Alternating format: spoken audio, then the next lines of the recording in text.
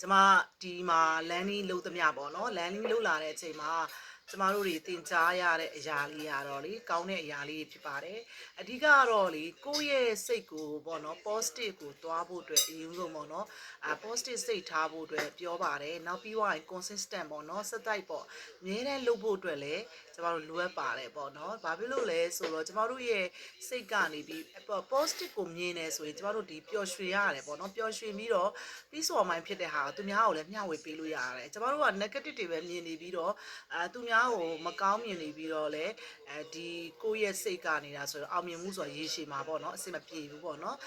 ဒါကြောင့်ကျမဒီမှာကတင်ယူရတာအများကြီးရှိပါတယ်ဒီအောင်မြင်မှုဆိုတာကလည်းတက်လိုက်ကြလိုက်ရှိတတ်တယ်ပေါ့နော်အရန်တက်သွားတဲ့လူလည်းရှိတယ်ဒါပေမဲ့အရန်တက်သွားရင်တော့အရန်ကြရင်လည်းကြတတ်တယ်ပေါ့နော်ဒါပေမဲ့တချို့ကပုံမှန်လေးတက်လိုက်ကြလိုက်ရှိရပေါ့ဒါပေမဲ့ကြနေတဲ့အချိန်မှာလည်းဘာလို့ဖို့လို့လဲဆိုတင်ယူလေးလာနေဖို့လိုပဲပါတယ်ဆက်ပြီးလုံနေဖို့လိုပါတယ်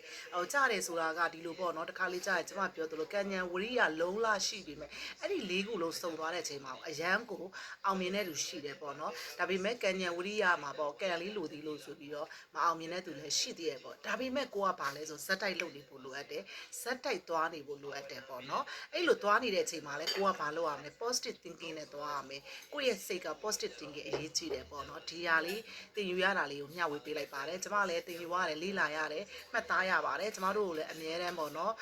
ကောင်းမွန်တဲ့စိတ်လေးတွေထားဖို့အတွက်ပေါ့နော်နီလန်းလေးတွေမျှဝေပေးတဲ့သူတွေလည်းရှိတဲ့အတွက်ကျေးဇူးတင်ပါတယ်ရှင်